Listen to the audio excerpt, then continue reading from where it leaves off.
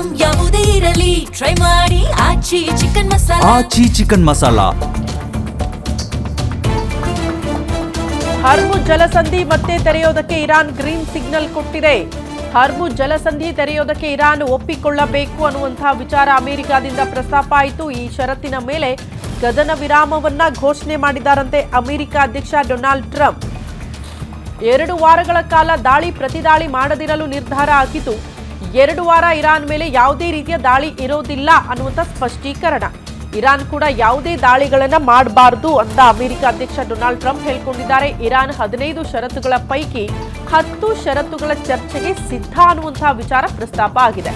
10 ಷರತ್ತುಗಳ ಬಗ್ಗೆ ಮಾತುಕತೆ ನಡೆಸೋದಕ್ಕೆ ನಾವು ಸಿದ್ಧರಾಗಿದ್ದೀವಿ ಅಂತ ಅಮೆರಿಕ ಅಧ್ಯಕ್ಷ ಟ್ರಂಪ್ ಹೇಳಿದ್ದು, ಈ 10 ಅಂಶಗಳು ಶಾಂತಿ ಒಪ್ಪಂದ ಅಂತಿಮಕ್ಕೆ ಪೂರಕ ಆಗಿರುತ್ತೆ. ಇರಾನ್ನ 10 ಅಂಶಗಳ ಪ್ರಸ್ತಾವನೆ ಒಪ್ಪಿಕೊಂಡಿದೆ ಅಂತ ಅಮೆರಿಕ ಹೇಳ್ತಾ ಇದೆ. ಪಾಕ್ ಪ್ರಧಾನಿ ಜೊತೆ ಮಾತುಕತೆ ಬಳಿಕ ಕದನ ವಿರಾಮವನ್ನ ಘೋಷಿಸಲಾಗಿದೆ ಅಂತ ಅಮೆರಿಕ ಅಧ್ಯಕ್ಷ ಡೊನಾಲ್ಡ್ ಟ್ರಂಪ್ ಹೇಳಿಕೊಳ್ತಿದ್ದಾರೆ. ಪ್ರಮುಖವಾಗಿ ಇದ್ದಿದ್ದಂತಹ ಬೇಡಿಕೆನೇ ಹರ್ಮುಜ್ ಜಲಸಂಧಿ ಓಪನ್ ಆಗಬೇಕು ಅಂತ.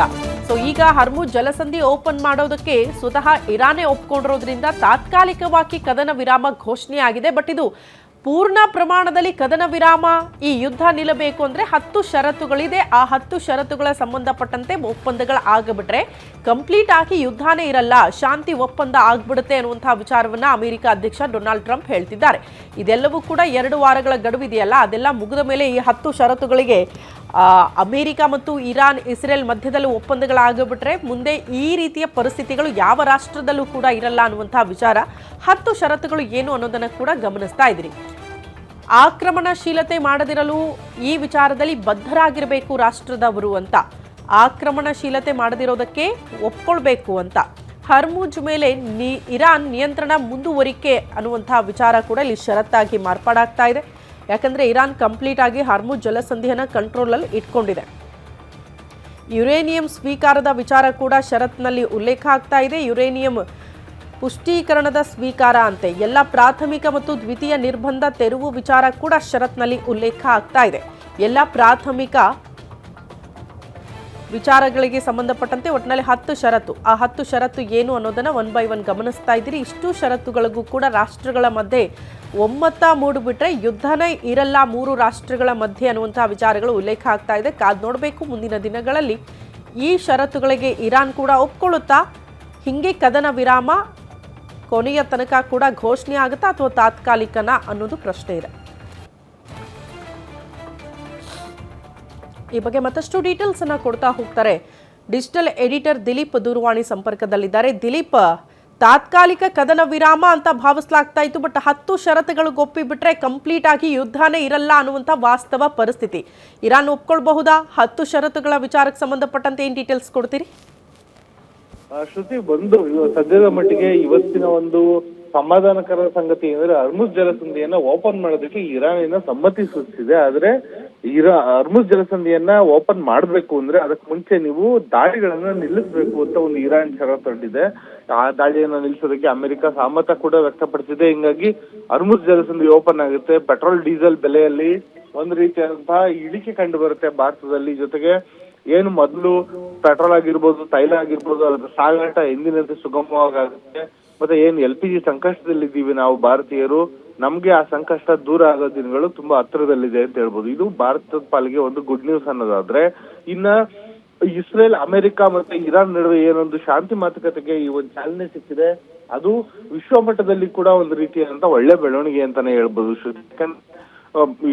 ಏನೊಂದು ಇರಾನ್ ಒಂದು ಡೆಡ್ ಲಾಕ್ ಅಂತ ಇದ್ದಿದ್ದು ಪ್ರಮುಖವಾಗಿ ಇರಾನ್ ನಲ್ಲಿರುವಂತಹ ಅಣ್ವಸ್ತ್ರ ತಯಾರಿಕೆಗೆ ಬಳಸುವಂತ ಯುರೇನಿಯಂನ ಸಂಗ್ರಹ, ಅದು ಡೆಡ್ ಲಾಕ್ ಆಗಿತ್ತು ಮೊದಲನೇದಾಗಿ.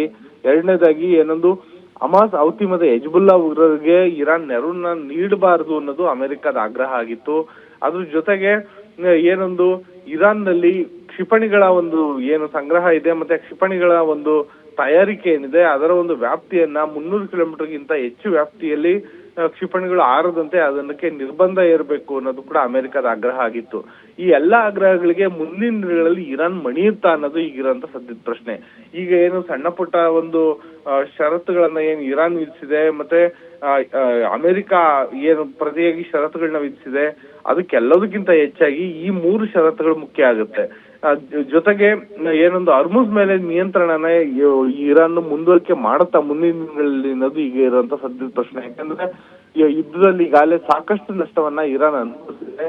ಒಂದು ವೇಳೆ ಏನಾದ್ರೂ ಇರಾನ್ ಈಗ ಹರ್ಮುಜ್ ಜಲಸಂಧಿಯಲ್ಲಿ ಸಾಗುವಂತ ಎಲ್ಲ ವಿಮಾನಗಳಿಗೆ ಎಲ್ಲ ಒಂದು ಯುದ್ಧ ಹಡಗುಗಳಿಗೆ ಹಡಗು ಮತ್ತೆ ಈ LPG ಹೊತ್ತ ಹಡಗುಗಳಿಗೆ ಒಂದು ವೇಳೆ ಏನಾದ್ರೂನು ಟೋಲ್ ಸಂಗ್ರಹ ಮಾಡೋದಕ್ಕೆ ಇರಾನ್ ಮುಂದಾದ್ರೆ ಆ ಸಂದರ್ಭದಲ್ಲಿ ಈ ಅಮೆರಿಕ ಸೇರಿದಂತೆ ಎಲ್ಲ ರಾಷ್ಟ್ರಗಳಿಗೂ ಕಂಟಕ ಎದುರಾಗುತ್ತೆ. ಯಾಕಂದ್ರೆ ಒಂದು ಹಡಗಿಗೆ ಸುಮಾರು 2 ಮಿಲಿಯನ್ಗಿಂತ ಹೆಚ್ಚು ಮೊತ್ತದ ಹಣವನ್ನ ಟೋಲ್ ವಿಧಿಸಬೇಕು ಅಂತ ಹೇಳ್ಬಿಟ್ಟು ಇರಾನ್ ನಿರ್ಧಾರ ಮಾಡಿದೆ ಅನ್ನೋ ಮಾಹಿತಿ ಸಿಕ್ಕಿದೆ.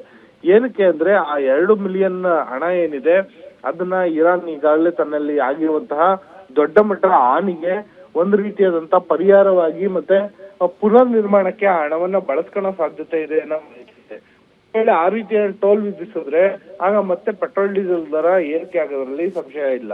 ಹಾಗಾಗಿ ಈ ವಿಚಾರದಲ್ಲಿ ಏನಾಗುತ್ತೆ ಅನ್ನೋದು ಈಗಿರಂತ ಪ್ರಮುಖವಾದ ಸಂಗತಿ.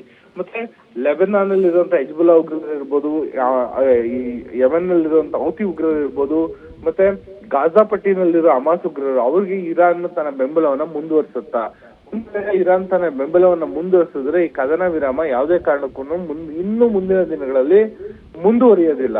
ಆ ಕದನ ವಿರಾಮ ಯಾವಾಗ ಬೇಕಾದ್ರೂ ಬ್ರೇಕ್ ಆಗ್ಬೋದು, ಯಾವಾಗ ಬೇಕಾದ್ರೂ ಮತ್ತೆ ಯುದ್ಧ ಶುರು ಆಗ್ಬೋದು. ಹಾಗಾಗಿ ಈ ಉಗ್ರರ ವಿಚಾರವಾಗಿ ಇರಾನ್ ಯಾವ ನಿಲುವನ್ನ ಕೈಗೊಳ್ಳುತ್ತೆ ಅನ್ನೋದು ಈಗ ಮುಖ್ಯ ಆಗಿದೆ ಶ್ರುತಿ.